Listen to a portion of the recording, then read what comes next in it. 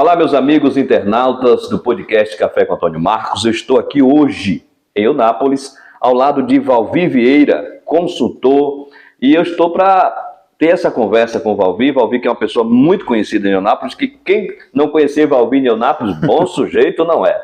Valvi, mas olhando para a lente da verdade ali, a minha primeira pergunta para você é: quem é Valvi Vieira? Você veio de onde? Você é nativo de Eunápolis?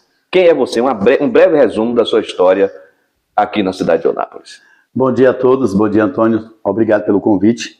Valvi Vieira é natural de Potiraguá, né? Nasci no Rio, ali, o Rio Angelim, ali no distrito de um distritozinho de Potiraguá, esqueci até o nome. Não sabe nem o nome da Não sei, eu levo muito tempo, mas acho que é Gurupá-Mirim. Ah, Gurupá, conheço Gurupá. E aí eu acho que o nome é esse. É, né? Gurupá-Mirim mesmo, conheço o lugar. E aí, com 5 anos, meu pai era vaqueiro, né?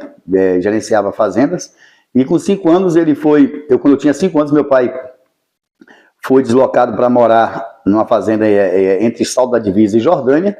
E aí eu com 5 anos fui morar com ele lá, e aí ele colocou a gente para estudar em Salto da Divisa. Então eu morei em Salto da Divisa até os 15 anos, há 11 anos praticamente no Salto, e em 1985 eu vim para Eunápolis, e estou em Eunápolis até hoje.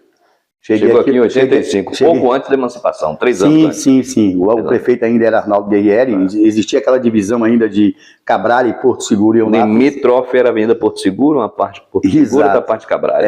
Muita madeireira em Eunápolis, muita madeireira mesmo. Muito mesmo. E aí eu comecei a estudar, e de antemão, meu pai, para mim não ficar parado, meu pai começou a me ceder um leite para me vender de manhã. Eu vendia leite de galinhota na Pau Brasil, Belmonte. Morei na Pau Brasil, número 758, de 85 a 2002. E aí minha área foi sempre vender leite, e aí fui aumentando os clientes. Com pouco eu já estava vendendo 300 litros de leite por dia. Rapaz, 300 litros de leite. E natura naquela época, natura, né? Saiu do peito da vaca, colocava no vasilhame. Depois da galinhota, a proporção melhorou, eu comprei umas cargueiras, aquelas bicicletas cargueiras. Meu irmão mais novo começou a me ajudar, juntamente com alguns vizinhos. E aí eu acordava 5 da manhã para vender leite, para 7 horas ir para a escola, para meio-dia voltar para as minhas rotinas de estudos, e à noite treinava na Rádio Jacarandá. Na época, o Paulo Henrique era o diretor da Rádio Jacarandá, na rua Duque de Caxias. Exatamente, o Chinei Guimarães depois passou. Lá eu conheci os ícones, né, da comunicação. George, Ângelo, César também, Nogueira. A galera boa, Almir de Carvalho, Docival Araújo, Paulo Henrique, Sandro Bode, Coutinho, Marivaldo. A galera que o rádio Eunápolis enriquecia bastante. E aí, como eu ia treinar na sonoplastia com Jean Clay à noite, e aí, com a saída de Jean Clay, em 1987, eu comecei a trabalhar na Rádio Jacarandá, carteira assinada. Na época o proprietário era Geraldo Escaramuça, em sociedade com Arnaldo Guerrieri.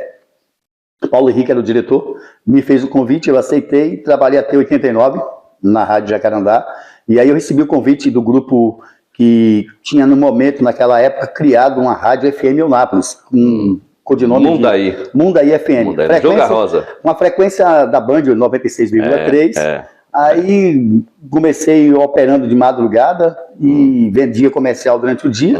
Com a saída do diretor comercial, eu assumi o departamento comercial, e consequentemente, após as mudanças da direção, do quadro societário da empresa, eu passei a ser diretor com 22 anos, me tornei diretor da Mundaí FM, depois eu mudei o nome, passei a usar só 96 FM. E em 1987, a gente foi implantada a Band FM, que está até hoje. Então eu me considero hoje um napolitano, apesar de ter nascido e ser natural de Potiraguá, e sempre militei na área jornalística e de comunicação. Em 2000, a convite do vice-prefeito eleito, a Tomazelli, fui fazer assessoria dele no governo de Gediel. Aí foi quando criou-se a lei de licitação, aquela questão de lei de responsabilidade fiscal, onde os prefeitos tinham que se enquadrar. Eu gostei daquilo. E aí eu comecei a gostar daquilo, abri uma empresa, e em 2004, quando eu saí da prefeitura, eu fui tocar meu barco sozinho, na área especificamente de prestação de serviço. Aí depois, com o tempo e o conhecimento, a gente abriu uma empresa de consultoria e assessoria na área de licitações e contratos, convênios também. E a gente está aí hoje, nós temos um quadro hoje, praticamente, alguns clientes que nos contratam. Eu faço licitação no Brasil inteiro e especificamente regional. Entendi. Então, Valvir Vieira, embora não seja nativo de Eunápolis, é um eunapolitano por adoção. Na verdade, Eunápolis é um lugar que tem muitos eunapolitanos por adoção. A geração de Eunápolis, quem é napolitano mesmo aqueles que nasceram aqui antes da emancipação, que era até então ou Santa Cruz Cabraliense ou Porto Segurense, né, se tornou eunapolitano por adoção a partir do ano de 1988, ano da emancipação desse município. Exato. Valvir abordou dois temas aqui interessantes. Ele vem do meio de comunicação e sabe muito bem o nicho da comunicação, sabe como é importante o aparelho da comunicação para poder informar a sociedade, fazer bem à própria democracia e trazer para a luz da verdade fatos, narrativas, enfim, aquilo que contribui para a sociedade. Eu estou com o Valvir aqui hoje por uma razão muito simples. Porque Valvir, no meio político, ele, se me permita falar isso aqui, pode ter à vontade. Se é que na política o napolitano tem um centro nervoso, ele é a medula óssea desse centro nervoso. Quem lida na política e trafega nela aqui na cidade, no cerne da política napolitana, sabe muito bem disso. E ele, ao longo do seu trajeto, quando ele pontua aí da sua chegada, da sua história de vida, evidentemente nós vamos desenvolver aqui agora essa conversa, ele vai narrar sobre fatos que trouxeram ele para o núcleo da política e ser tão conhecido e importante em determinados momentos. Né? Eu não sei quanto tempo a gente ainda tem aí no podcast, mas eu vou fazer uma pergunta e eu acho que ainda dá tempo para você responder essa pergunta. Valvir é polêmico? Muito. Mas a minha polêmica é uma polêmica severa, da seguinte forma. Por que severa? Eu nunca vou criar fatos. Entendi. Os fatos acontecem, eu vou relatá-los. Eu jamais vou criar fatos para poder querer aparecer politicamente, até porque eu não sou filiado a partido nenhum. Uhum. Não são narrativas. Não. São situações que de fato aconteceram. Eu sou tão polêmico que existem alguns grupos políticos hoje que, quando eu chego, eles ficam, chegou o problemático. Não é problemático. Então, você falar a verdade hoje, realmente, às vezes, atinge muita gente. Né? Eu não sou de tapinha, não dou tapinha em ombro de ninguém para agradar ou convencê-lo de alguma coisa. Marca a sua personalidade mesmo de ser direto e reto. Mas eu também sou muito correto, Antônio. Eu gosto das coisas que você tem que ter uma linhagem, um segmento. Entendi. Eu não gosto do político desonesto, eu não gosto do político mentiroso, eu não gosto.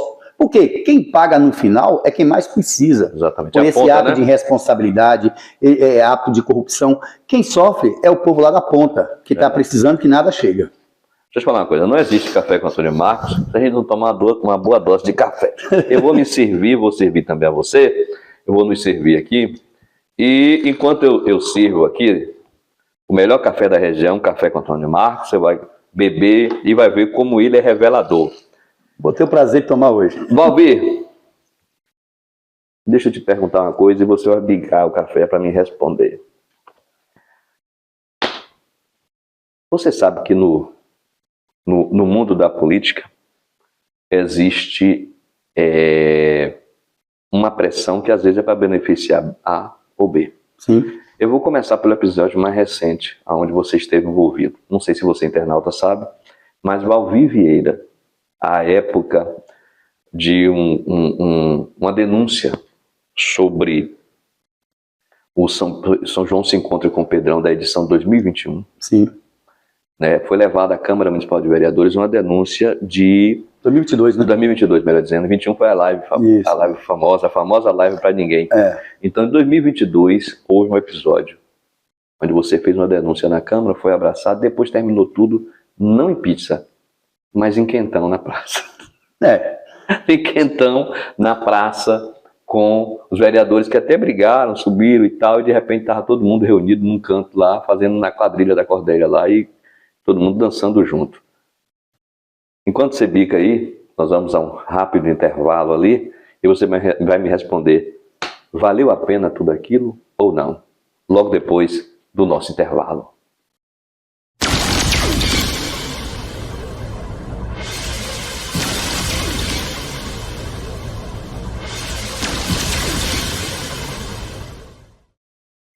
Muito bem, assim que eu sair aqui para o intervalo, para a gente poder beber um golinho.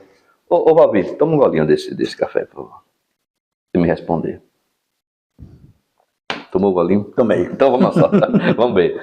Eu lhe questionei, assim que a gente saiu aqui, com relação ao que houve entre a Câmara, em rota de colisão com o Poder Executivo, foi acatada a denúncia, transitou até certo ponto na casa e depois tudo terminou no forró de Cordélia, lá na quadrilha, lá no São João. O que você tem a dizer para o meu internauta sobre isso? Ô Antônio, e internauta, mexer com o sistema é muito complicado. Todo mundo sabe disso.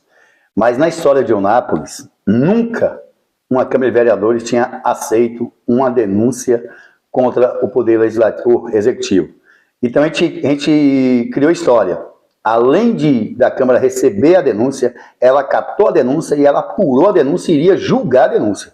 Então, através de viés judicial, a gestão conseguiu, através na fase jurídica, suspender todo o procedimento. Mas a Câmara de Vereadores, em especial, a todos os vereadores, em especial ao presidente da Câmara, eu tenho muito a agradecer pela liberdade que ele me deu, pela condução do processo, pela definição que ele deu a todo o processo, e ajudou bastante. Ele foi muito coeso, ele foi muito liberal, ele realmente foi uma pessoa, um nome ícone, né, dentro do processo. Ele em nenhum momento se absteve a nada, em nenhum momento ele se impôs a nada, muito pelo contrário.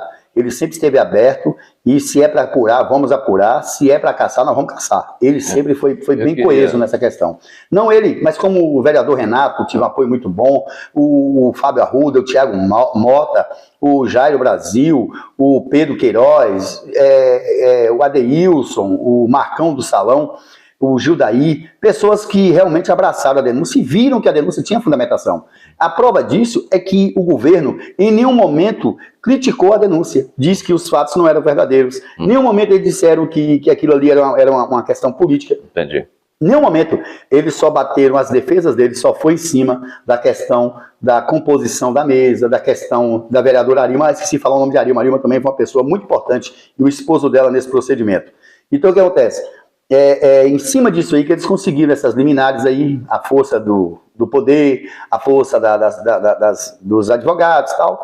Mas o importante é que ficou na história de Eunápolis que uma Câmara de Vereadores esteve por um triz para caçar uma gestão que está acabando com a nossa cidade. Eu queria até pontuar aqui, quando você menciona o nome de Jorge Maécio, e eu acompanhei tudo, você sabe disso, sim. Eu acredito que deve ter sido, através do CDN 24 Horas, o veículo que mais esteve próximo a toda essa situação, apurando os fatos, né, isso para e passo.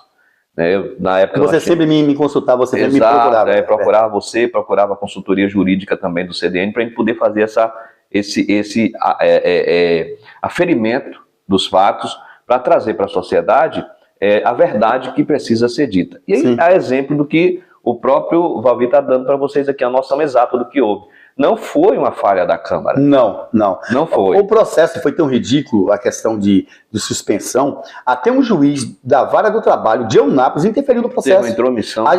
Onde ele não tinha jurisdição. Né? O sistema estatutário trabalhista da Câmara é um sistema estatutário. Não cabe. Não é CLT. Não é CLT. Então até isso nós tivemos como inimigo, né, dentro do processo. Mas me diz uma coisa, além desse fato, você não é tão somente conhecido por esse fato. Não. Você é uma figura pública dentro do sistema político de Eunápolis muito conhecida. Está entendendo? Valvi hoje não é um anônimo quando transita nos corredores do poder. Como que isso aconteceu? Aonde que isso começou, esse processo de conhecimento de Valvi nos corredores do poder? Começou na sua vida? De onde veio isso? Isso tem um agravante uma coisa muito grave ainda nessas colocações. A minha vontade não é nunca de ser político. Eu nunca quis ser político na minha vida, nunca. Eu me filiei uma vez a candidato a vereador aí em 2004, 396 votos, e eu nunca mais quis mexer com política, me filiei nunca mais a política. Mas eu na minha área de licitações, minha área de contratações diretas, de contratos administrativos, isso foi me chamando a atenção. Alguns contratos que eu via que era absurdo, eu via que a gestão, não estou falando só de Eunápolis, estou falando regional. Eu não entro com ação só em Eunápolis, eu tenho ações em Itamaraju, eu tenho ações em Porto, eu tenho ações em Itabela, eu tenho ações em Guaratinga, Itapebi, Itagimirim, quer dizer, sem contar as cidades que a gente sempre participa da licitação, que aí é o jurídico da empresa que entra, mas a gente dá os elementos. Então, o que acontece? Isso me fez, Antônio, de participar mais, de ver quem é quem, de definir as pessoas. E o campo político, infelizmente, ele pune você por você querer transparência, né? Aí ele vai punir você. Hoje eu falo para você, ganhei muito com isso, em questão de notoriedade, sim, mas também eu ganhei muita mágoa de muita gente. Entendi. Tem gente aí muito magoada comigo, mas não liga para isso não. Isso causou, de certa forma... Teve um prefeito mesmo aqui da região, que eu encontrei com ele num café ali, num determinado posto aqui em Eunápolis, que ele estava com 2 seguranças, isso era mais ou menos 9 horas da manhã.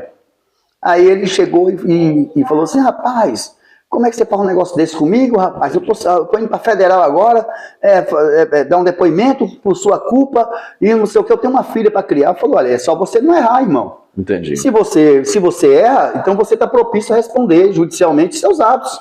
Então, é isso que a gente sempre primou. Isso me fez com que eu entrasse na política e começasse a apontar os erros de cada um. Entendi. Agora, deixa eu falar uma coisa com você. Você citou um fato interessante aí, entendeu? As pessoas que se tornam desafeto de Valvir Vieira face ao que Valvir Vieira faz dentro desse nicho, desse sistema político. Você hoje tem muitos inimigos dentro desse nicho hoje? Olha, eu sou uma pessoa que eu não tenho inimigo. Eu acho que tem pessoas que não gostam de mim, pela forma que eu devo ser. Agora, eu não tenho mágoa de ninguém, eu nunca agredi ninguém, nunca nem usei palavra de baixo calão para poder agredir ninguém. Eu só uso os termos técnicos. Eu vou lá, se você errou, Antônio Marcos, o senhor Antônio Marcos, tal, eu sempre tratei dessa forma, não cumpriu determinada lei, tal. Você sabe que tem gente que anda no viés da irregularidade, você sabe disso. Mas nesse meio político tem.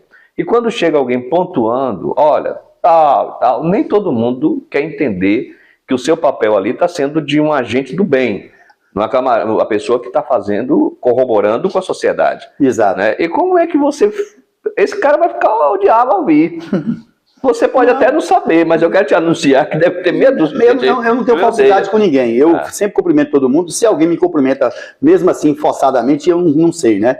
Mas eu não guardo mágoa de ninguém, eu faço minhas denúncias. Eu sou amigo de alguns dessas pessoas, amigo, eu falo assim, entre aspas, né? Conhecido, tal, do dia a dia, no convívio. Então, Antônio, é isso que eu penso. Eu sempre tenho essa visão, né?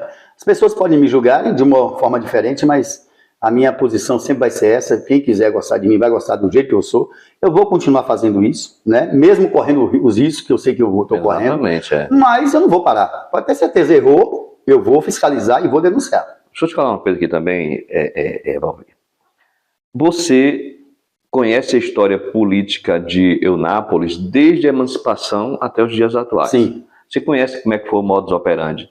Gediel foi o primeiro prefeito na emancipação, Feruc, que foi indicado por ele. Sim. Do Paulo da Pé, que foi prefeito. Do Gediel de novo. Do Gediel novamente, depois do Robério, duas vezes. Neto. Robério. E agora Cordélia. Não entenda como capciosa. Não é capciosa a pergunta, é técnica. Você vem acompanhando esse trânsito todo aí, não vem acompanhando de longe. Você não estava na fila do pão. Não. Você era o padeiro, você estava ali dentro acompanhando. Quem foi o melhor e o pior nesse período? Isso aí eu respondo a maior tranquilidade do mundo. Eu vou citar cada governo. Sim. Gediel foi o primeiro prefeito de Eunápolis, pegou uma cidade em formação. Você sabe que... Deixa eu só servir um cafezinho pra gente aqui. Já estou com a garganta seca mesmo. Aí ele teve que montar um município, na verdade, criasse as leis. Quem criou as leis, quem montou a Câmara, quem fez tudo foi Gediel. Então o que acontece? Depois disso veio Feruc, que foi o seu sucessor, indicado por ele, e aí fez um governozinho medíocre, né, ruim. Depois veio da Pé, que pegou uma parceria com o governo do estado, fez duas obras da Pé que eu sempre gostei. Eu vou falar duas. Peraí. Vou falar duas. Toma aqui. A Norte Sul.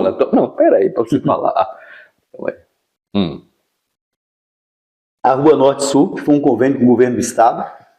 E aquela pontezinha do Moisés Reis, que na época era uma pontezinha de madeira. E ele colocou aquela bielazinha ali que está servindo até hoje, né? Certo. As duas obras da pé. Aí depois vem...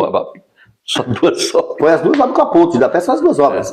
O resto foi deixar foi propaganda. Os funcionários sem receber e o resto o pessoal já sabe. Fora um caminhão de cheque sem exatamente. Depois veio aquele final de mandato dele, meu Deus do céu, que acabou com a nossa cidade. O regional trazer do estado para o município, que virou uma bomba. Municipalizou o regional. Até hoje é problema para todo governo. Não, problema não vou nem citar, porque todo o povo já sabe quais são os problemas. É verdade. Depois veio Gediel para tentar consertar isso, pagar essa folha de 3 meses atrasados dos professores, que deixou e engessou o governo de Gediel. O Gediel administrativamente era fraco. Aí veio Robério, do nada, um nome empresário na área de sonorização. E eu falei, Robério vai para onde, pelo amor de Deus? Carador de trio. Vai para onde, pelo amor de Deus? Robério vai lá e muda Eunápolis completamente. Completamente. A verdade seja dita. O Eunápolis, nós tínhamos aquele bairro central todo sem calçamento, Moisés Reis sem calçamento, Guzmão sem calçamento, Santa Lúcia sem calçamento. Santa Lúcia, tudo no chão. Eu estou citando os pontos, as laterais das BRs ali, tudo sem calçamento, a BR-367. Então, quer dizer, Robério mudou a história de Eunápolis. Mudou a estrutura de Eunápolis. Deu cara de gestão. Aí em 2012, ele precisava, ele não poderia se candidatar novamente, indicou o Neto Guerrieri para ser seu sucessor, e ganhou a eleição com 15 mil votos de frente. Neto pegou uma prefeitura arrumadinha, convênios todo em andamento, projetos de construção de postos de saúde em andamento, dos loteamentos de residenciais tudo em andamento. Quer dizer, administrou com o que tinha, né? Que o Roberto tinha deixado. Aí vem agora, Robério foi eleito em 2016, onde teve aquele problema operações Gênesis, operações Fraterno, operação não sei o quê, Roberto desgastou politicamente. Você acha que aquilo foi uma orquestração? Não existe orquestração. Não. Todo agente público, ele erra, não tem jeito. Por mais que você queira acertar, você erra. Não existe agente público 100%. Não existe. Não tem como. Não tem como. Eu digo o seguinte, Valdir, quando eu falo, não é nem o fato em si, mas é o espetáculo que foi criado em torno daquilo. Não, a mídia usou uma forma... no momento... É tanto que até hoje, se você pegar a Operação Gênesis, já foi suspensa. Baniu a Operação Gênesis, não existe mais. A Fraternos vai pegar o mesmo viés. Por quê? Até hoje o Ministério Público fez aquele escandalhaço, mídia, não sei o quê, e provou-se o quê? Tanto nem 3 trânsito do julgado. Provou-se o quê? Nada. O Ministério Público não apresentou provas fundamentais para que o processo desse continuidade. Está aí parado há sei quantos anos, não se movimenta e vai ser o quê? Arquivado o processo. Aí, me diga uma coisa, e a imagem do agente público? Vai ficar como? Né? Mas isso aí é a justiça que vai julgar. E aí entrou a nova gestão aí agora, em cima do desgaste político do ex-prefeito. Navegou, surfou naquilo ali. Teve a oportunidade de escrever uma história em Eunápolis e matar o grupo do ex-prefeito. Não, fizeram o quê? Administrar para si próprio. Ou seja, a governança familiar. Para si próprio. Não se preocupou com Eunápolis, não teve nenhuma ideia nova, a cidade abandonada, acabada. O próximo prefeito de Eunápolis vai pegar uma cidade falida, desmoralizada moralmente e financeiramente. Eu vou te fazer uma pergunta, eu vou te servir aqui um café para depois do nosso break. Traz aqui. Escuta, você vai tomar esse golinho aqui depois que a gente voltar. Preste atenção que eu vou lhe perguntar aqui. Pode ficar à vontade. Nós estamos agora nos avizinhando ao novo processo eleitoral. De junho para julho nós temos as convenções, define todo mundo quem é, quem não é, que é só lá que você vai saber quem é candidato e quem não é. Até junho, final de julho, melhor dizendo, para agosto, ninguém é nada, todo mundo é pré. Sim. Né? Não existe candidatura, existe pré-candidatura. E agora nós estamos nesse momento onde muitas narrativas são colocadas para tentar desviar a atenção, talvez até para mirar quem está na frente das pesquisas ou da aceitação popular, digamos assim. Sim. Como é que você vê esse jogo político agora em Eunápolis? Cordélia virou uma anã de jardim, né? Porque ela Cordélia hoje nem sequer citada nas rodas. Citam-se a polarização entre o Neto e o Robério. Qual é a sua visão, depois do nosso break, sobre esse momento político de Eunápolis? Voltamos já.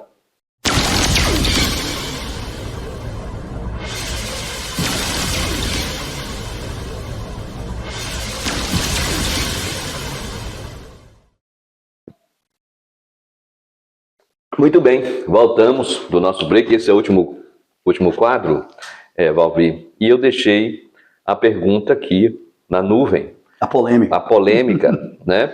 Sobre as conjunturas políticas, que agora nós estamos nos avizinhando ao processo eleitoral.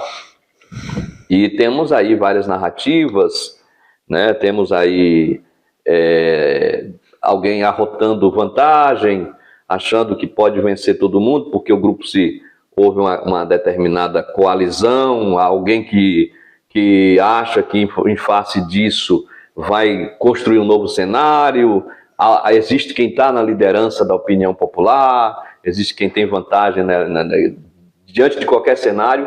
Qual é a leitura que Valvi Vieira, que já vem acompanhando desde a emancipação para cá, dentro do nicho, lá de lá do balcão, essa situação política atual de Eunápolis? Bom, Antônio, eu vejo o atual cenário político de Eunápolis.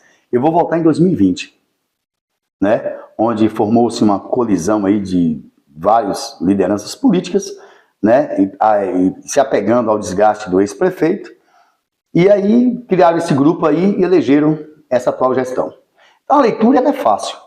O povo de Eunápolis hoje clama, por quê? Clama por um erro que cometeu. Estão arrependidos, né? Magoados com a atual gestão, que já vem acompanhando esse povo há muito tempo, e hoje viu que entregou Eunápolis a um grupo político sanguessuga, correto?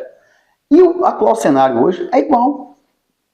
É igual porque esse mesmo grupo político que ajudou a atual gestão a chegar ao poder em 2020, criou um novo grupo dizendo que vai consertar Eunápolis. Ou seja, é uma nova roupagem no que já é... Você está me entendendo? Aí você vai confiar nesse grupo político onde você tem por trás um Ronaldo Carleto, onde você tem por trás um deputado federal que tem 2 anos de mandato. Votei nele, fiz campanha e ajudei ele politicamente, dando meu voto. Ele sumiu um tempo que já tem 2 anos de mandato. Não me mostre uma emenda parlamentar que esse cidadão mandou para qualquer cidade da nossa região. Não, é entrega de alevino. Eu vou colocar o apelido dele de deputados alevinos. Só faz entrega de alevino. Vendedor de peixe. Oficializando os órgãos do governo do estado para agilizar isso e aquilo. Mas você não vê nada de prático. É só teoria. Então esse grupo foi lá no museu, trouxe o ex-prefeito Neto Guerrieri, que até então tinha sido prefeito com apoio de Roberto. Por onde? No museu, porque Neto estava no museu, né? Neto estava lá na fazenda dele, tomando conta do patrimônio dele, que é um bom administrador, é um bom latifundiário. O Neto é um cara excelente como pessoa. Mas na política, ele hoje foi fazer parte de um grupo político que é sanguessuga. É o mesmo grupo que ajudou a eleger a gestão passada. E hoje vão ser salvador da pátria como? Você acha que o Eunápolis vai errar de novo, Antônio Carlos? Não vai errar de novo. Eunápolis não vai deixar o certo pelo duvidoso.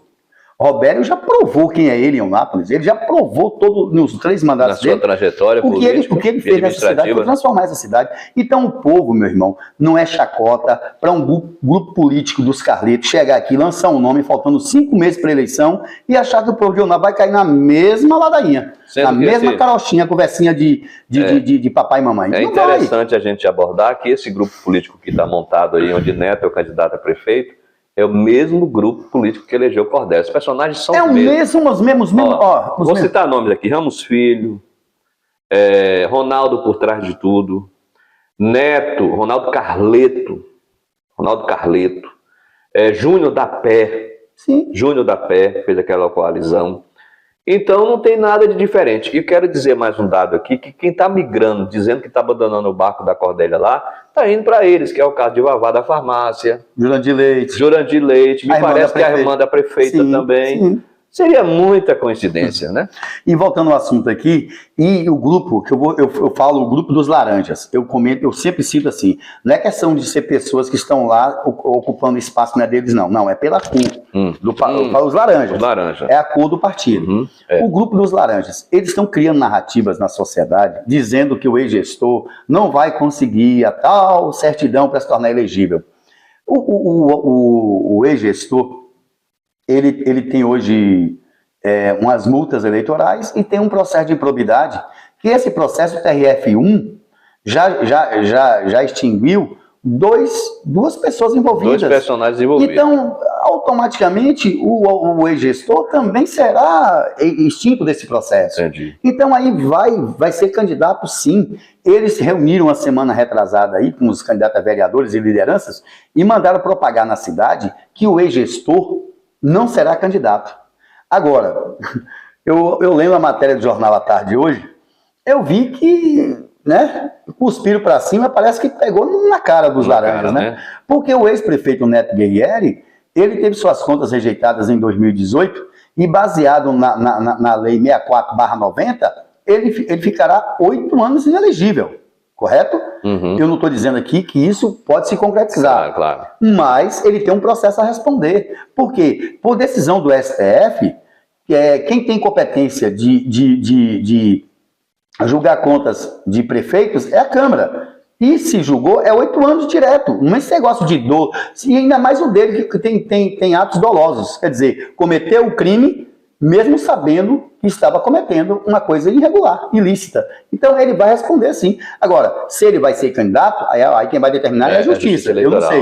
Não estou dizendo que ele não é candidato. Exatamente, eu estou dizendo que ele vai responder um processo e poderá o mesmo se tornar inelegível. Exatamente. Ninguém sabe. Agora, a política de Eunápolis mesmo começa em agosto. Por quê? Quando todos os processos de registro de candidatura já serão julgados pelo TSE. É isso que eu queria pontuar aqui. Que nós estamos aqui num período pré-eleitoral, pré-campanha, pré-decisão. Então, quem determina quem é ou não candidato no processo eleitoral é a Justiça Eleitoral. Então, essa guerra de narrativas aí, ela se finda com a decisão da Justiça Eleitoral. Agora, é bom que o Valvir pontue isso aqui, porque a Câmara Municipal é a casa do povo e lá repousa a fé pública. Sim. A fé pública. Entre todas as construções de narrativas, a que mais se sustenta é aonde tem uma decisão vinda da fé pública corroborando com um parecer vindo de um tribunal de contas. Um tribunal de contas. Que é um órgão fiscalizador. Um órgão fiscalizador. Né? Então, quando ocorre essa decisão de um órgão fiscalizador de apontar para a Câmara Municipal as irregularidades, e a Câmara acata e reprova a conta do gestor, ela tem uma dificuldade muito maior de solução. É interessante a gente trazer a verdade e dizer que nessa condição só tem Neto Guerrieri. Robério não tem nenhuma conta rejeitada pela Câmara Municipal, que diga-se isso. Quanto àquelas operações que houveram da Polícia Federal, foi pontuado aqui por Valvir de que foi extinta a Gênesis e a Fraterno caminha para o mesmo caminho e não teve trânsito de julgado. Questões que são ligadas ao Robério Oliveira e que trata que virou essa pandemia toda sem defesa de Robério Oliveira e tem seus advogados, eu estou falando aqui como jornalista, para poder esclarecer para a sociedade nessa entrevista, que foi muito importante para o povo napolitano, é o seguinte, a situação de Robério é uma situação técnica de improbidade que pode ser com relação à gestão e que de repente uma vírgula fora do lugar causou isso aí. Bom, Antônio, eu vou até simplificar aqui. O processo que eles estão questionando aí, que poderá deixar Robério inelegível, é um processo de abastecimento que houve um erro interno na época, onde abasteceu um trio elétrico de Robério por R$296. Robério foi lá e pagou os R$296. Porém, o processo continuou, correto? Entendi. E ele perdeu um prazo de defesa, correto?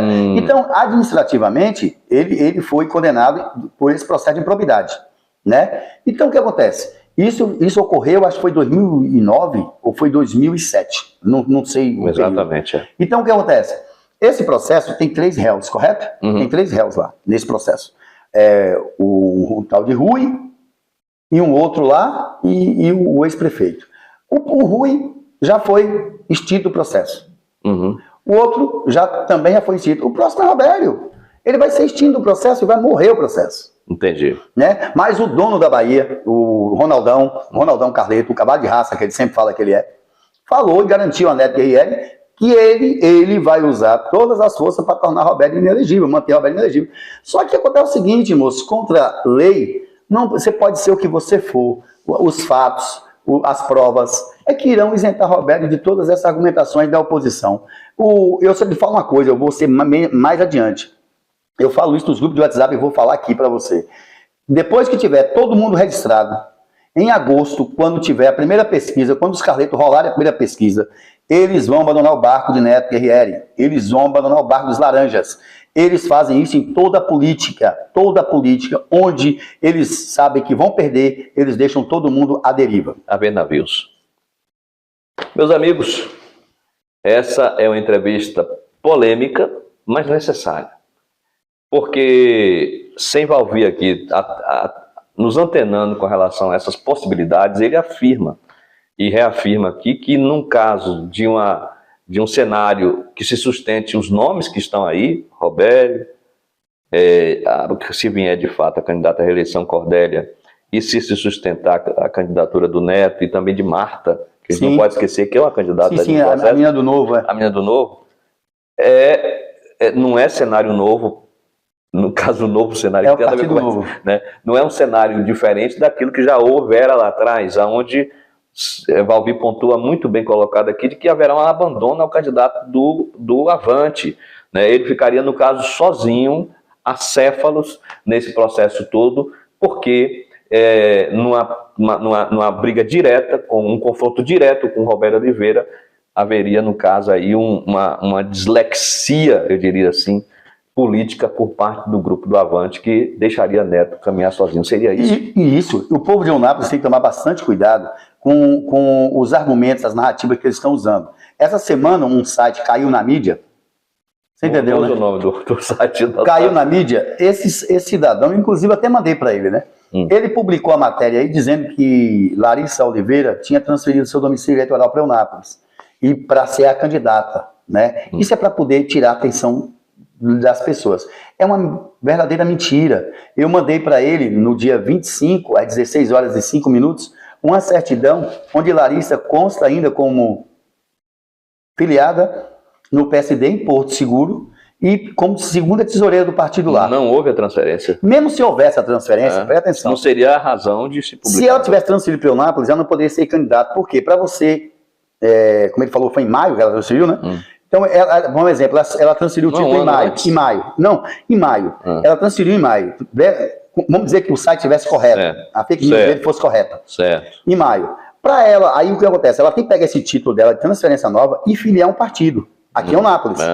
Como o prazo venceu no dia 15 de abril, como é que ela vai retroagir essa data? Então, eles só propagam fake news. E esses sites que recebem dinheiro aí dos laranjas, eles vão propagar vários outros fake news. Então as pessoas têm que tomar cuidado. As verdades, elas não estão aí para os laranjas comentarem, não. O que for verdade, eles vão fazer igual um grupo político de Eunápolis faz. Inventa outra situação em cima para descaracterizar e desmoralizar o outro grupo. Então vai vir um bocado de fake news aí, a politicagem vai estar solta. Valvir, foi muito bom conversar com você. Teríamos muito mais pauta para tratar aqui, mas o tempo é curto, são 30 minutos. Eu te agradeço, eu agradeço a você pelo convite, pela pessoa que você é, e vou mais além. Parabéns pelo seu trabalho, você é um cara que eu sempre aprendi a admirar e respeitar, você sabe disso. Todas as vezes que você me procurou, eu sempre estava atento a te atender, dentro de situações de consultas, de posições, e eu quero te parabenizar e pedir a você, continue nessa linha. Você Obrigado. Certo. Bom, nós tivemos hoje aqui uma conversa autêntica, verdadeira, neste que é o único café, né? Onde a verdade é falada. Café com Antônio Marcos. A você, Valvir, eu queria ver se você quer umas considerações. Eu quero agradecer a Rose, né? Nos bastidores. Bom tempo aí, nos orientando aqui, né, coordenando. E agradecer a todos os internautas, a todo o seu público aí. E lembrar ao povo de Eunápolis, não caia no mesmo conto duas vezes. Os laranjas é mais uma dos Carletos. É mais um grupo político que veio para enganar vocês como enganaram em 2020. Sem mais nada a falar, sem mais delongas, um beijo no seu coração e até o nosso próximo encontro.